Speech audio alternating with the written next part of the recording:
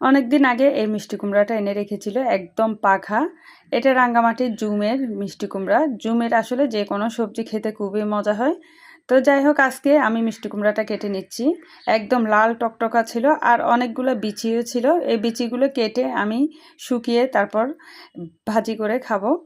তো যাই হোক, বিচিগুলো আমি শুকানোর জন্য রেখে দিলাম। আর এখানে আমি একটা কড়াই বসিয়ে দিয়েছি। এখানে অনেকখানি রসুন কুচি আমি ভাজা ভাজা করে নিচ্ছি। প্রথমে একটু রসুন কুচি ভাজা করলে মিষ্টি কুমড়ার মধ্যে খেতে ভালো লাগে। এরপর অনেকখানি পেঁয়াজ কুচি দিয়ে দিয়েছি, দিয়ে পেঁয়াজটাও কিছুক্ষণ ভাজা ভাজা করে নিচ্ছি। এরপর আমি এখানে হলুদের গুঁড়া দিয়ে দিচ্ছি হাফ চামচের মতো মরিচ গুঁড়া আর স্বাদ মতো লবণটা দিয়ে দিয়েছি।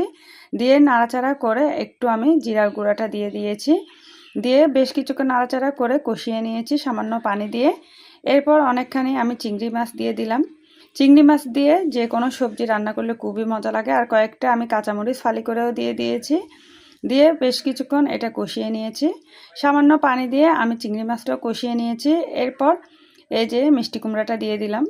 মিষ্টি কুমড়াটা দিয়ে নাড়াচাড়া করে ঢাকনাটা দিয়ে কিছুক্ষণ কষাবো। কষানো হয়ে গেলে নাড়াচাড়া করে এখন ঝোলের জন্য পানিটা দিয়ে দিচ্ছি। পানিটা দিয়ে এখন কিছুক্ষণ পর্যন্ত রান্না করে নিলেই হবে। এটা একদম পাতলা ঝোল রান্না করলাম। এরপর ধনিয়া পাতা কুচি দিয়ে গরম গরম পরিবেশন করব।